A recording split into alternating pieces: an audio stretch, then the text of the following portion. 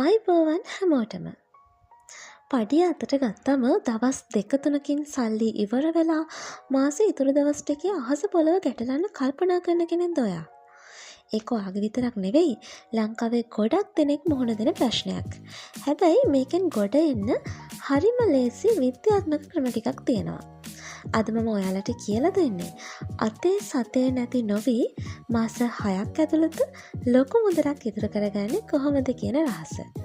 මේ වීඩියෝ එක අන්තිම වෙනකම බලන්න. මොකද පස්වෙනි ටිප් එක ඔයාගේ මුළු ජීවිතේම වෙනස් කරන්න පුළුවන් එකක්. ඊට කලින් අපේ YouTube channel එක ඔයාලා subscribe කරලා නැත්නම් මේ දැන්ම subscribe කරන්නත් අමතක කරන්න එපා. එහෙනම් අපි යමු අද වීඩියෝ එකට. පළවෙනි ටිප් එක තමයි 50-30-20 නීතිය. ඔයාට ලැබෙන ඕනම ආදායමක් කොටස් 3කට බෙදන්න. 50%ක් අවශ්‍යතා සඳහා. උදාහරණයක් විදිහට කෑම, බිල්පත්, ගමන් වියදම් වගේ දේවල්. 30%ක් ආශාවන් සඳහා. චිත්‍රපට බැලීම, එළියන් කෑම ගැනීම, අලුත් ඇඳුම් ඒ වගේ දේවල්. ඊළඟට 20%ක් අනිවාර්ය ඉතිරි කිරීම. පඩිය ලැබුණු ගමන්ම මුලින්ම මේ 20% අයින් කරන්න. මතක තියාගන්න සල්ලිකාරයෝ මුලින්ම ඉතුරු කරලා ඉතුරු වෙන දේ වියදම් කරනවා.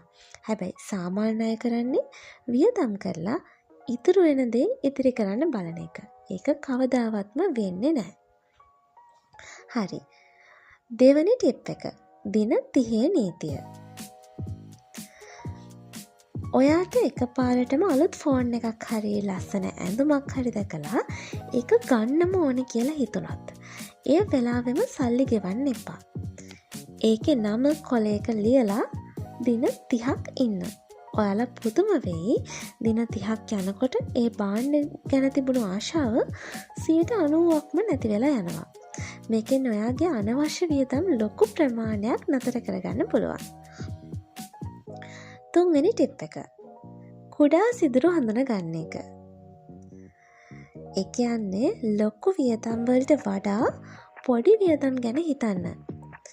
හැමදාම බොන කිරිතේ එක. අනවශ්‍ය මොබයිල් data packages. හැමදාම ගන්න කෙටි ආහාර. ඔයා දිනකට රුපියල් 200ක් අනවශ්‍ය දෙයට වියදම් කරොත් මාසෙට රුපියල් 6000ක්, අවුරුද්දට රුපියල් 72000ක්. හිතන්න ඒ 72000න් ඔයාට වටිනා රන් ආභරණයක් හරි හොඳ ආයෝජනයක් හරි කරන්න තිබුණා නේද?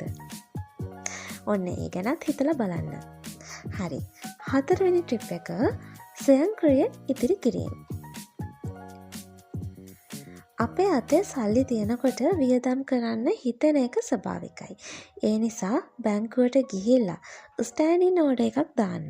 පඩිය ලැබෙන දවසටම ඔයාගේ ඉතුරුම් ගිණුමට නිශ්චිත මුදලක් ස්වයංක්‍රීයව මාරු වෙන්න සලස්වන්න.